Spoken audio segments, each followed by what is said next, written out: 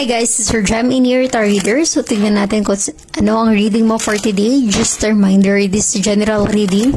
So this may or may not resonate with you, so don't take it personally. This is just a guide. This is also a timeless reading. So kung mapanood mo ito sa ibang panahon at ibang pagkakataon, possible na nakatadhanang mapanood mo ang reading na ito. Maaaring mga advice and messages na mapupull out natin ay makatulong sa iyong sitwasyon. Also, please like, share, comment, and follow my page for more videos like this. Give me your energy. Ano ang reading mo for today? Give me your energy.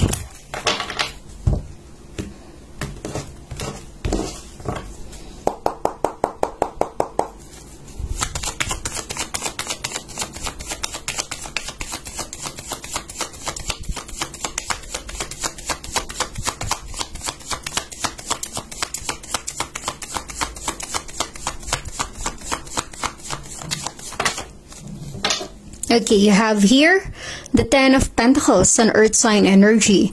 Possible na ikaw ay may Earth sign sa energy mo, Taurus, Virgo, Capricorn, or posibleng connected ka with an Earth sign. Maaaring may letter J sa pangalan mo or sa taong involved sa iyo. So, Ten of Pentacles is abundance and prosperity. Masaganang buhay. Nafe-feel ko ang swerte na darating sa buhay mo. Take that chance, okay? Kung ito ay particular sa trabaho mo, maaaring ang iba sa inyo mag-i-increase ng salary. Ibig sabihin yan, posibleng ikaw ay ma-promote, okay? Or maitaas ang iyong rank. Para sa mga taong deserving, kailangan paglaanan mo ng effort. Okay? Hindi yan ibibigay sa iyo yung blessing and opportunity kung hindi ka rin maglalaan ng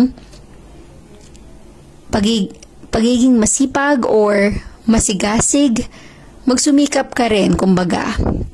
Diba? Give and take yan. Kung ano yung binigay mong effort, yun ang ibabalik sa'yo ng universe. Like law of attraction. Ganon din sa business, sa career, sa trabaho, sa hobbies mo. Diba? Kung naglalaan ka ng effort, nagpupursige ka para meron kang maabot, marating, or makamit, ibibigay yun sa'yo. Kasi, yung positive energy na ma-attract mo ay talagang ibabalik sa'yo ng universe kung nakikitang nag-e-effort ka. Okay?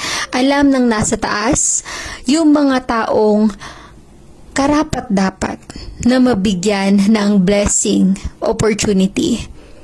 Alam ng nasa taas kung sino yung mga taong talagang nagsusumikap at nagtsatsaga para lang maiahon sa kahirapan ang pamilya.